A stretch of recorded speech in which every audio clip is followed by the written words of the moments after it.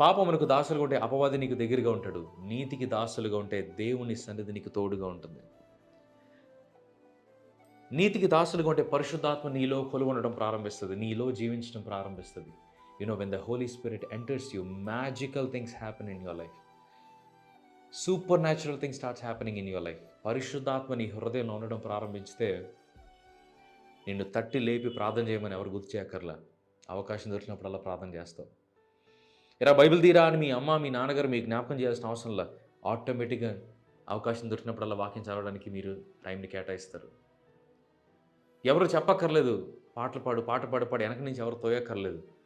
నువ్వు bike drive చేస్తున్నా పాడతావు, షవర్‌లో ఉన్నా పాడతావు, సెలూన్‌కెళ్ళినా పాడతావు, కాలేజీలో ఉన్నా పాడతావు.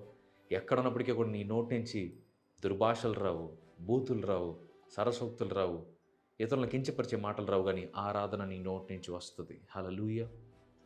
Is holy spirit residing inside you? Are you a slave of righteousness? నువ్వు పాపమునకు దాసులుగా ఉండడం ఇక మానేసి నీతికి దాసులుగా ఉండు. దేవుని యొక్క సన్నిధి మీకు తోడుగా ఉంటుంది.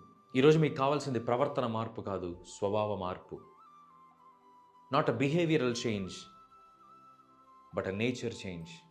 నీ నేచర్ మొత్తం మారిపోవాలి. You have to turn into a new person today. ఒక్క విషయం చెప్తాను, జాగ్రత్తగా వినండి. బైబిల్‌లో ఇద్దరు వ్యక్తులు ఉన్నారు. ఆ ఇద్దరు వ్యక్తుల్ని దేవుడే ఎంచుకున్నాడు, దేవుడే అభిషేకించాడు, దేవుడే రాజుని చేశాడు, దేవుడే సింహాసనం మీద కూర్చోబెట్టాడు. ఇక్కడ థింగ్ ఏంటంటే ఇద్దరు దేవునికి విరోధంగా పాపం చేశారు. ఇక్కడ దేవుడు ఎప్పుడైతే వెళ్ళి వారిని కన్ఫ్రంట్ చేశాడో, ఒకరికేమో ఒకలాంటి ఫీలింగ్, ఒకరికేమో ఒకలాంటి ఫీలింగ్. ఒకరికేమో బిహేవియరల్ చేంజ్ వచ్చింది, ఒకరికేమో నేచర్ చేంజ్ వచ్చింది. దేవుడు వెళ్ళి, సౌలు నువ్వెందుకని ఈ పాపం చేస్తున్నావు, నేను శిక్షిస్తానని దేవుడు మాట్లాడినప్పుడు సౌలు అంటాడు, అయ్యా అయ్యా దయచేసి నా పేరు పాడు చేయొద్దు, దయచేసి నా రెప్యుటేషన్ పాడు చేయొద్దు, దయచేసి నన్ను ఈ రాజస్థానం నుంచి తీయవద్దు, దయచేసి నా కుటుంబాన్ని అవమానపరచొద్దు, దయచేసి నా నా తర్వాత నా కుమారులు రాజులు అవ్వాలి, ఇశ్రాయేలుని పరిపాలించాలి. He was not repenting, he was not asking God for forgiveness. Instead he is trying to protect his reputation. కానీ అదే సిచ్యువేషన్ దావీదుతో జరిగినప్పుడు దేవుడు దావీదుతో అంటాడు, ఎలా శిక్షించమంటావు చెప్పు. దావీదు అంటాడు, అయ్యా మనుషుల చేతుల్లో పట్టం కంటే నీ చేతుల్లో నేను శిక్ష పొందడమే నాకు మేలు.